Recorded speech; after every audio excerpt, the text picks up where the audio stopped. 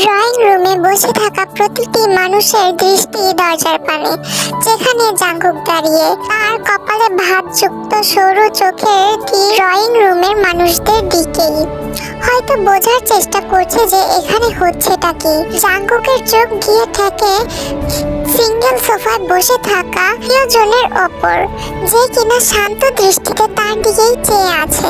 এদিকে জেহব আর আরএম একে অপরের দিকে তাকাচ্ছে। ছেলেকে কি জবাব দেবে তারা? জিসু আর জিনেরও একই অবস্থা।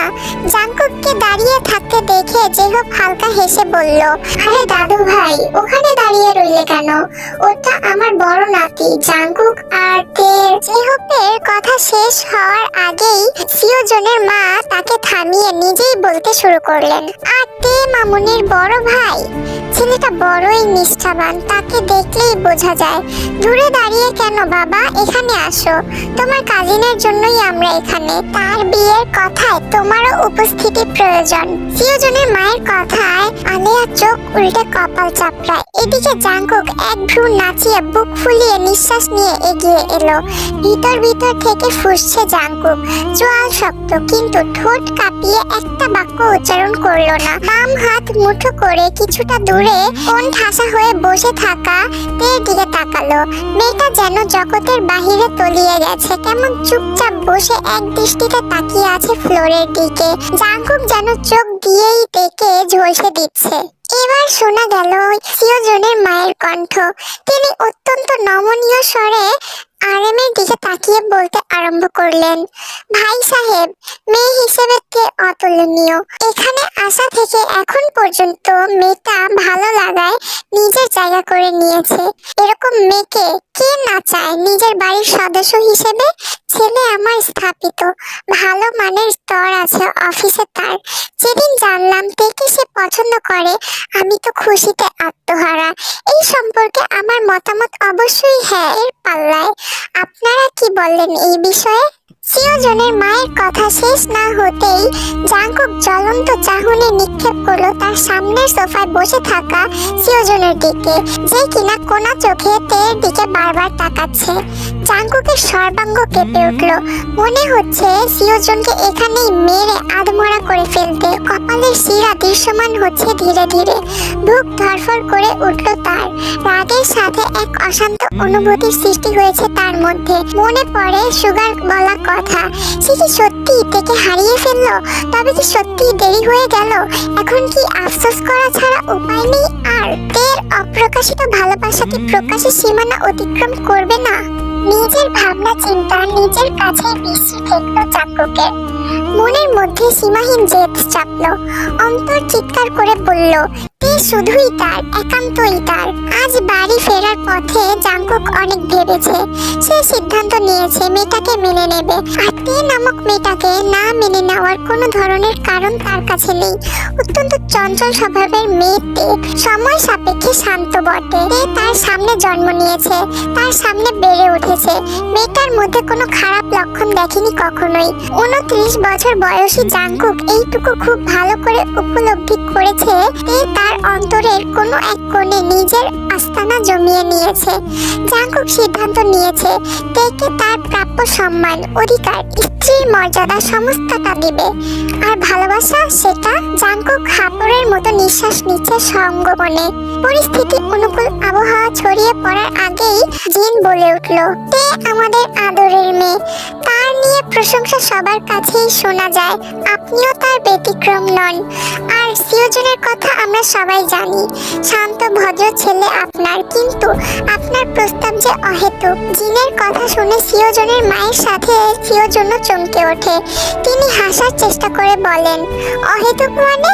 আমরা বুঝলাম না আপা, এই সম্পর্কে আপনাদের না বলার কারণ। এতক্ষণ পর সবার কর্ণঘাত হয় জাঙ্কুকের রাজভারী কণ্ঠ। লাল হয়ে ওঠা চোখ সিওজনের মায়ের উপর রেখে অত্যাধিক মার্জিত ভাষায় বলে, কারণ বাঙালি জাতি বা ইসলাম দুটোই স্বামী জীবিত অবস্থায় মেয়েদের বিয়ের কথা বলেনি। আবার লোকচক্ষুর নজরেও ব্যাপারটা ভীষণ কটু। হ্যাঁ, তার স্বামীর মৃত্যুর পর তাকে আরো একবার বিয়ে দেওয়াই যায় যদি সে নিজে চায়। আর যতটা আমি জানি, আমি এখনো আল্লাহর রহমতে জীবিত এবং না আমার আর আমার স্ত্রী এর মাঝে ডিভোর্স হয়েছে। জাঙ্কুকের শালীন মার্জিতপূর্ণ কথায় পুরো পরিবেশ যেন শান্ত হয়ে উঠল। আরে নিজেই অবাক জাঙ্কুকের এমন আচরণে। নাতির সুখের সংসার শুরু তা আন্দাজ করতে পেরে যে হোক বাধা ভাঙা আনন্দ উপভোগ করছেন। এদিকে সিওজন আর তার মায়ের মুখের অবস্থা কাহিল। সিওজন জাঙ্কুকের চোখে চোখ রেখে বলল, কি বলতে চাইছেন? জাঙ্কুক উত্তর দিল না, বরং শক্ত দৃষ্টিতে তাকিয়ে রইল সিওজনের দিকে। এতক্ষণে তে যেন পরিস্থিতি বুঝতে পারলো, না হলে এতক্ষণ তো সে জাঙ্কুকের ভাবনায় নিমজ্জিত হয়ে বসেছিল। তে শুকনো ঢোক গিলল।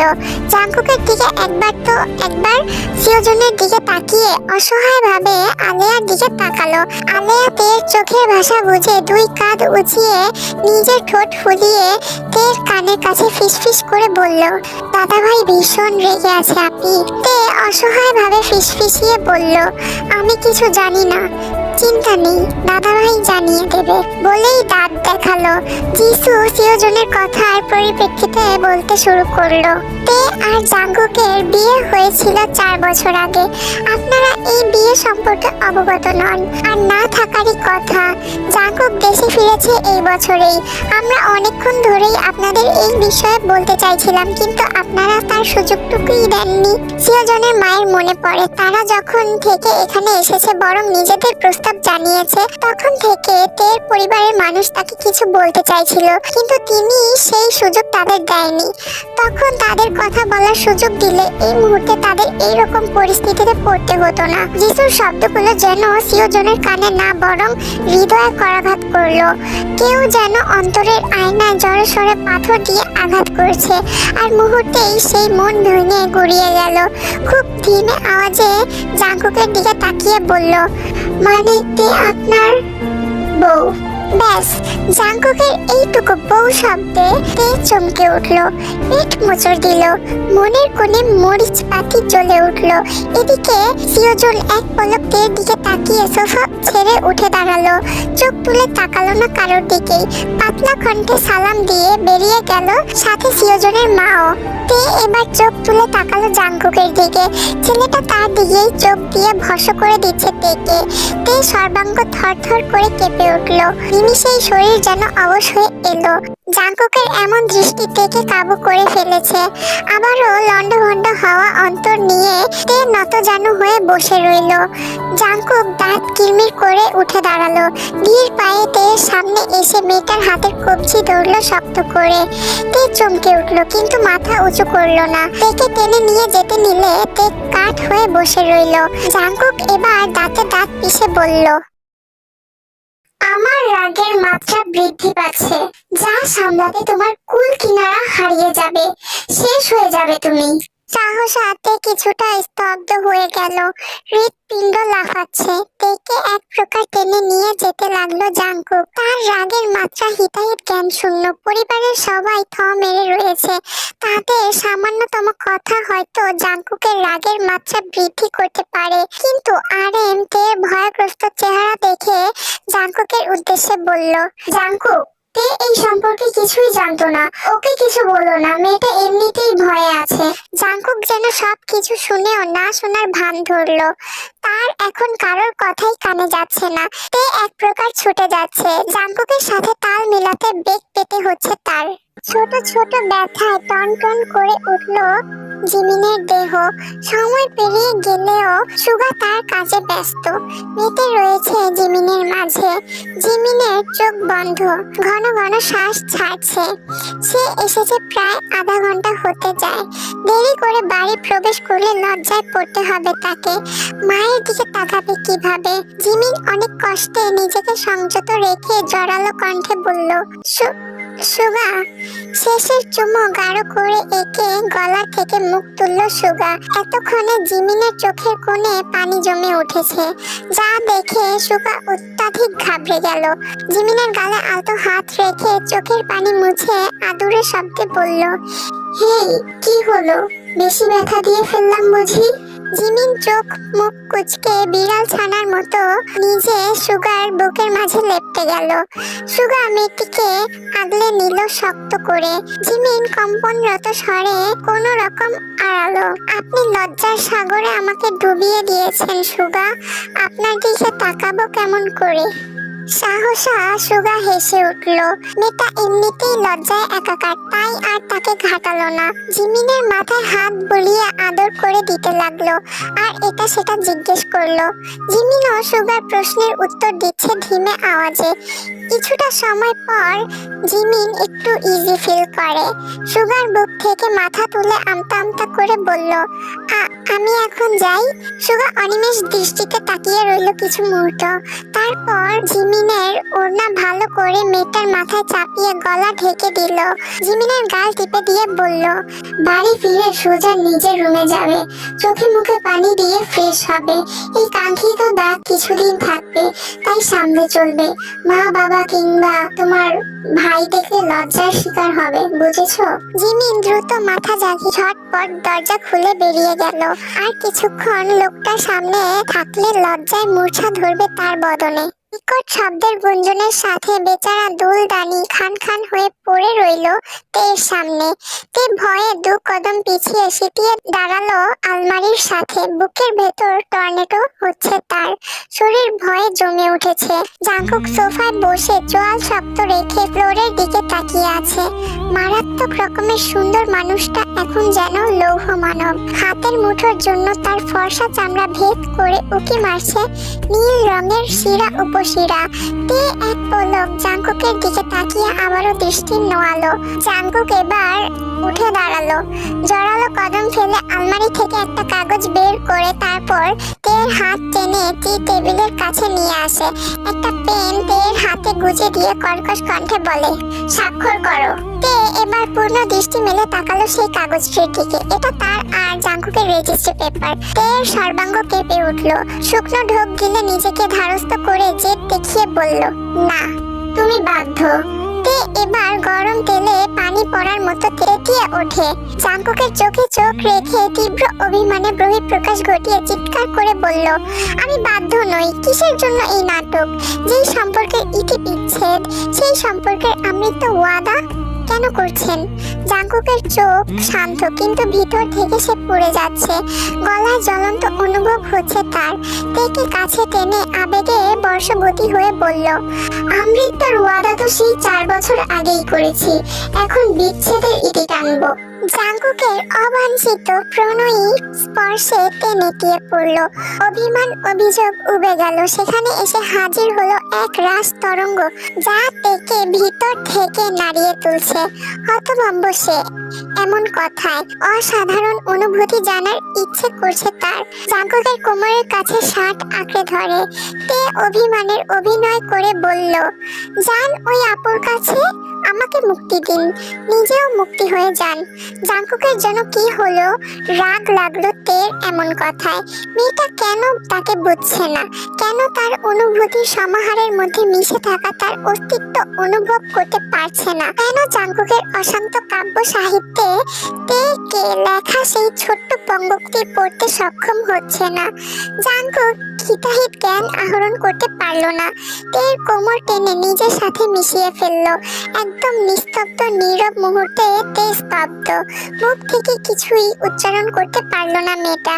ক্ষণেই অনুভব করলো নিজের পাতলা ঠোঁটে উষ্ণ স্পর্শ। তের বুক ছলাৎ করে উঠল, শরীর শিউরে উঠল মুহূর্তেই। চিকন বদনের কম্পন বাড়ল। তে খামছে ধরেছে জাঙ্কুকের ঘাড়। জীবনের প্রথমবার এরকম কোনো পুরুষের বেসামাল ছোঁয়া পেয়ে তে নেতিয়ে যাচ্ছে যেন। নিজের কোমরে জাঙ্কুকের হাতের দৃঢ় স্পর্শে তের পেট মোচড় দিয়ে উঠেছে। ঠোঁটের ওপর এরকম বেপরোয়া চুম্বন, আলিঙ্গন সব মিলিয়ে তে ভীষণ অসুস্থ, শান্তহীন। নিঃশ্বাস নিতে কষ্ট হচ্ছে ভীষণ। ঠোঁটে ব্যথা অনুভব করছে তে। জাঙ্কুককে ধাক্কা দিয়েও কাজ হলো না। ছেলেটা কেমন ব্যস্ত ভঙ্গিতে নিজের অধর মিশিয়ে রেখেছে মেয়েটার নরম ওষ্ঠে। জন্মান্তরের তৃষ্ণা মেটাতে সক্ষম প্রচেষ্টা চালাচ্ছে জাঙ্কুক। জাঙ্কুকের হাঁসফাঁস রক্তকাহিল অবস্থা দেখে মাথা তুলল। দুজনেই বেশ লম্বা নিঃশ্বাস নিচ্ছে। তে থরথর করে কাঁপছে। চোখ মেলে তাকাতে পারছে না জাঙ্কুকের পানে। কিন্তু জাঙ্কুক চুপ থাকলো না। দুই গাল টিপে বৃদ্ধাঙ্গুল দ্বারা তে ঠোঁট মুছে দিতে দিতে গভীর নিঃশ্বাস ফেলে বলল, সত্যিই যাবো তার কাছে? যেখানে সামান্য আলিঙ্গন সহ্য করতে পারোনি, সেখানে পারবে সহ্য করতে এইভাবে তাকে কাছে টানলে? নিজের একান্ত মানুষটাকে অন্য কারোর নারীর দেহ? না, জাঙ্কুক কথা শেষ করতে পারলো না। তে হাত উঠিয়ে জাঙ্কুকের মুখ চেপে ধরে কথা আটকিয়ে দিল। তের চোখ ছলছল করছে। জাঙ্কুককে অন্য কারোর সাথে দেখা তো দূরের কথা, ভাবতেই বিশ্রী লাগছে তার। তে এবার ঢুকরে কেঁদে ওঠে। কপাল ঠেকা জাঙ্কুকের প্রশস্ত বুকের খানিক নিচে। হেঁচকি তুলে কাঁদছে মেয়েটা। কিন্তু জাঙ্কুক তাকে আটকালো না। বয়ে যাক মেয়েটার সমস্ত রাগ, অভিমান। তে এক পর্যায়ে আলতো কণ্ঠে বলল, কেন ভালোবাসেন না আমায় জাঙ্কুক? কেন? আমি কি আপনার যোগ্য নই? জাঙ্কুক শুকনো ঢোক গিলল। দীর্ঘশ্বাস ফেলে তের মাথায় হাত রাখলো। গলায় দৃঢ়তা বজায় রাখার চেষ্টা করে বলল, তুমি আমার যোগ্য বউ। আমার মতো সৃষ্টিশীল, ধৈর্য শক্তি সম্পন্ন মানুষকে বেসামাল খাদে ফেলে দিয়েছো। ভাবতে পারছো তোমার অপরাধ? শাস্তি স্বরূপ যাবজ্জীবন কারাদণ্ড। আমার সাথে আজীবন বেঁচে থাকার কারাবাস দিলাম তোমায়। এত সুখের শাস্তিও হয় নাকি? এরকম শাস্তি তো তে মাথা পেতে নেবে। তের মনের মধ্যে সীমাহীন আনন্দ ছেয়ে গেল। ইস, এত সুন্দর অনুভূতিও হয় নাকি? ভালো লাগার প্রজাপতি ডানা মেলে উড়ে বেড়াচ্ছে অন্তর্মহলে। তে মাথা উঁচু করে তাকালো জাঙ্কুকের পানে, যে কিনা অনিমেষ দৃষ্টিতে তার দিকেই নজর রেখেছে। তে এবার গুনগুন করে বলল, আর ভালোবাসা? ভালোবাসা তো অনেক প্রকারের। তা কেমন ভালোবাসা চাইছো? একটু আগের মতো ভালোবাসা, নাকি এর থেকেও বেশি কিছু? জাঙ্কুকের মুখে এরকম লাগাম ছাড়া কথায় তের আলু থালু অবস্থা। কোনো রকম নিজেকে জাঙ্কুকের থেকে মুক্তি করে ঝটপট তাদের রেজিস্ট্রি পেপারে স্বাক্ষর করেই রীতিমতো ছুটে রুম থেকে বেরিয়ে গেল। আল্লাহ, আজ সে জাঙ্কুকের সামনে আসবে কি? লাজুকতায় ভরপুর মুখশ্রী নিয়ে সিঁড়ি বেয়ে ধীরগতিতে নেমে আসছে তে। শরীর জুড়ে এখনো বয়ে চলেছে শীতল স্রোত। মনে পড়ছে এই বেসামাল ছোঁয়া। জাঙ্কুকের বলা প্রত্যেকটা কথা যেন তের কানকে ঝালাপালা করে দিয়েছে। তার কর্ণগ্রন্থি থেকে গরম ধোঁয়া নির্গত হচ্ছে। পারছে না মাটির ভেতরে নিজেকে লুকিয়ে ফেলতে। সেই মানুষটার কাছে কিভাবে যাবে তে? সে যে লজ্জায় মিশে যাবে। ইস, এত সুখও তের ভাগ্যে ছিল, নাকি এটা তার স্বপ্ন যা চোখ মেললেই ধোঁয়া হয়ে যাবে? তে ঘাবড়িয়ে গেল। অজানায় নিজের হাতের দুই আঙ্গুল দ্বারা স্পর্শ করলো নিজের ঠোঁট, যা কিছুক্ষণ প্রহর আগে জাঙ্কুকের দখলে ছিল। শুভ্র গাল লালিমায় ছেয়ে গেল। মুখ চেপে হেসে ফেলল। তের ভাবনা চিন্তার মুহূর্ত বেশিক্ষণ স্থায়ী হলো না। কেউ তাকে হাঁক ছেড়ে ডাকলো। তে সামনে তাকাতেই দেখলো যে হোপের একমাত্র বোন সহি সোফায় বসে আছে। তে ঠোঁটে হাসি ফুটিয়ে এগিয়ে গেল তার দিকে। সালাম দিয়ে কুশল বিনিময় করলো। সহি তেকে টেনে নিজের পাশে বসিয়ে পান চিবাতে চিবাতে বলল, কি স্বামীকে নিয়ে ঘরেই ব্যস্ত? এখানে যে দাদি এসে কখন থেকে বসে আছে তার ঠিক নেই? তে সহির কথায় একটু অপ্রস্তুত হয়ে পড়ে। চারিদিকে তাকিয়ে আমতা আমতা করে বলল, তুমি যা ভাবছো সেরকম কিছু না দাদি। আসলে থাক থাক, আর আসল নকল বলতে হবে না, বুঝি আমি। 4 বছর পর বরকে কাছে পেয়ে কে বা হাতছাড়া করতে চায়? তের কান গরম হয়ে আসছে। দাদির এরকম লজ্জাহীন কথায় তের অবস্থা কাহিল। শার্টের হাতা গুটাতে গুটাতে নেমে আসছে জাঙ্কুক। একসাথে অনেকগুলো মেয়েলি আওয়াজ ভেসে আসছে। এক মনে ড্রয়িং রুমের দিকে তাকালো। ঠোঁটের কোণে হাসি ফুটিয়ে আপন মানুষদের দিকে এগিয়ে গেল জাংকুক। সহিকে সালাম দিল। সালাম গ্রহণ করে জাংকুককে পাশে বসতে বলল। জাংকুকও বাধ্য ছেলের মতো তার পাশে বসে। মাথা নাড়িয়ে সুষ্ঠু ভঙ্গিতে সহির কথায় উত্তর দিচ্ছে জাংকুক। হাতে চায়ের ট্রে নিয়ে হাজির হলো যিশু। এক এক করে সবার হাতে চা তুলে দিয়ে নিজেও সহির পাশে বসলেন। চায়ে চুমুক দিয়ে সহি যিশুকে বললেন, এবার তোমার মেয়েটাকে বলো একটা বাচ্চা কাচ্চা নিতে। বিয়ে তো হয়েছে কয়েক বছর, এখনো আমার দাদাটা নাতির ঘরের ছেলের মুখ দেখতে পারলো না। তোমারও তো ইচ্ছা হয় নাকি তের ঘরের বাচ্চা কাচ্চার মুখ দেখতে, নানি ডাক শুনতে? এখনই তো সঠিক সময় জাংকুক আর তের বাপ মা হওয়ার। বুঝি নে বাবু, আজকালকের ছেলে মেয়েদের কি হয়, বাচ্চা কাচ্চাই নিতে চায় না। সহির কথায় পুরো ড্রয়িং রুম জুড়ে ছড়িয়ে পড়ল নিস্তব্ধতা।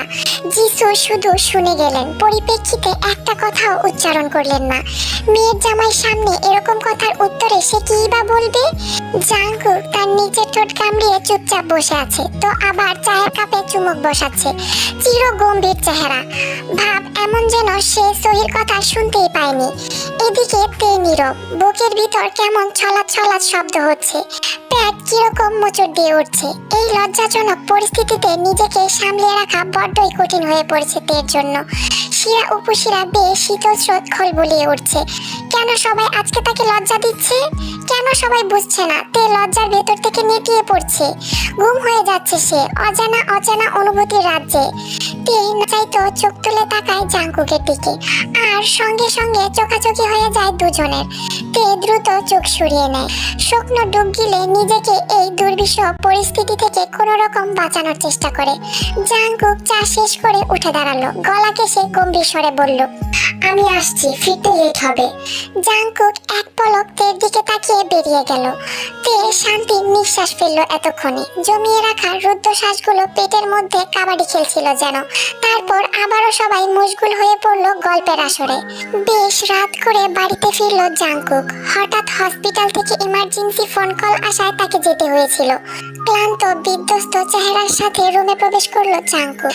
আলো নিভিয়ে রাখা, কিন্তু জ্বলছে মৃদু আঁচের রাতের বাতি।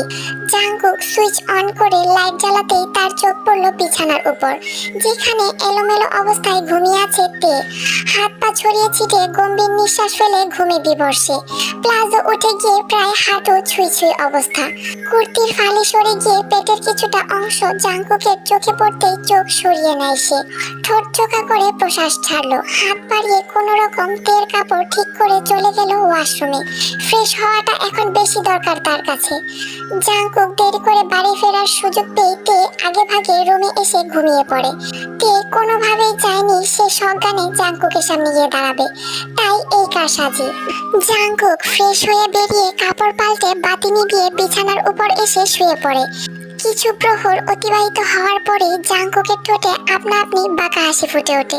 সে হয়তো জানতো এরকমই কিছু একটা হবে। তে ঘুমের ঘরে নিজের থেকে জাংকুককে জড়িয়ে ধরে, বুকে মাথা রেখে গুটি গুটি মেরে বিড়াল ছানার মতো শুয়ে থাকে একান্ত তার জায়গায়।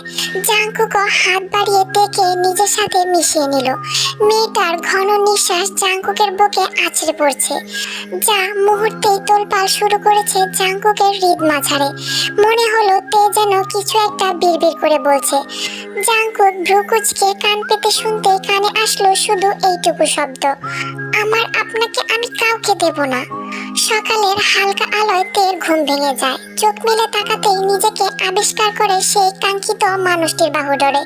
এক রাশ লাজুকতা এসে ভর করে তের ছোট্ট শরীর, যা এখন জাংকুকের দখলে। ঘড়িতে 7:30। তেজ নিজেকে সরিয়ে নিতে গেলে জাংকুকের চোখ খুলে যায়। তন্দ্রায় ঘোর এখনো কাটেনি জাংকুকের। চোখ মুখ কুঁচকে ঘুমে বোধ কণ্ঠে বলল, নড়ছো কেন? এই মানুষটার ঘুমে আচ্ছন্ন কণ্ঠ কি হৃদয় নাড়ানো? নির্জায় নিম্নজিত চেহারা, ছোট ছোট করে তাকিয়ে আছে তারই দিকে। খোঁচা খোঁচা দাড়ি, সব মিলিয়ে তের কাছে জাংকুককে ভীষণ আদরে লাগছে। মনে হচ্ছে হাত বাড়িয়ে একটু আদর করে দিতে। তে নিজের ভয়ঙ্কর ভাবনাকে দূরে সরিয়ে আমতা আমতা করে বলল, উঠবো পরে। কথাটি বলে জাংকুক থেকে বালিশে শুয়ে নিজেও উপর হয়ে তের ছোট্ট দেহের উপর শুয়ে পড়ল আর মুখ গুজে দিল তের কাঁধে। তে কেঁপে উঠলো খানিকটা, হৃদস্পন্দন বেড়ে গেল প্রচন্ড। জাংকুকের দাড়ি, উষ্ণ নিঃশ্বাস সব তের ঘাড় কাঁধ দখল করছে। তে এবার চোখ বুজে কোন রকম বলল, আপনি ভারী অনেক, আমি উঠবো। আমি ভারী না, তুমি একটু বেশি রোগা, আমি ছাড়বো তারপর উঠবে। কিন্তু বরের কথা অমান্য করা পাপ, জানো না? জাংকুক ওইভাবে থেকে কথাগুলি বলল। তে এবার দমে গেল কিছুটা, সে পাপী হতে চায় না, তাই চুপচাপ শুয়ে রইল ওইভাবেই। ছোট্ট দেহখানির উপর জাংকুকের এরকম স্পর্শে তের ব্যক্তিত্ব চঞ্চল হয়ে উঠল। তে ভারী শ্বাস ছাড়লো। জাংকুকের দাড়ি ফুটছে তার নরম কাঁধে, যা তাকে আরো বেশি অস্থির করে তুলছে। তে ঠোঁট ফুলিয়ে বলল, আপনার দাড়ি অনেক বাজে, আমার জ্বালাচ্ছে। জাংকুক এবার মাথা তুলল, তের চোখের দিকে তাকিয়ে বলল, আর দাড়ির মালিক সে? জাংকুকের এমন কথায় তে বোকা বনে গেল।